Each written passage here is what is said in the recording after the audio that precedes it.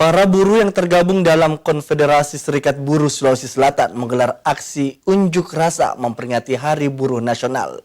Di bawah jembatan flyover Makassar, para kaum buruh ini meminta pemerintah untuk mencabut Undang-Undang Cipta Kerja.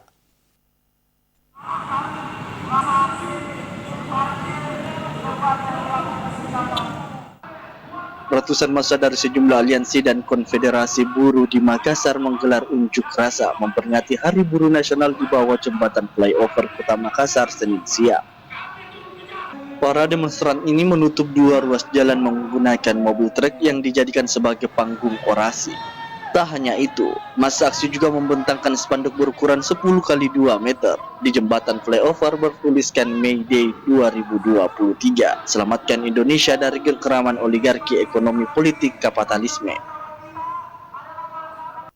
Selain spanduk, sejumlah papan berukuran 50 kali 50 cm bertuliskan tetapkan UPH minimum dan cabut Undang-Undang Cipta Kerja. Dalam aksinya, para buruh mendesak pemerintah pusat mencabut Undang-Undang Nomor 6 Tahun 2023 tentang Cipta Kerja, serta mendesak Gubernur Sulawesi Selatan lebih berpihak kepentingan kaum buruh.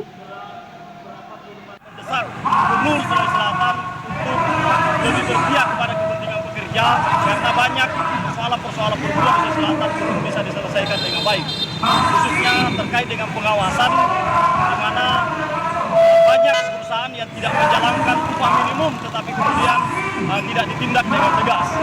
Begitupun juga banyaknya perusahaan melakukan PHK. PHK terjadi di mana-mana tetapi kemudian buruh dikorbankan dan tidak kemudian dilindungi.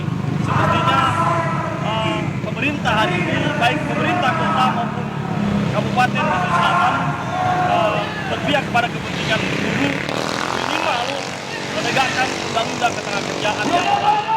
Sebelum melakukan aksinya, para demonstran menyanyikan lagu kebangsaan Indonesia Raya dan mengibarkan sejumlah bendera organisasi yang tergabung dalam aksi hari ini. Rusmawandi Rara, Slebes TV.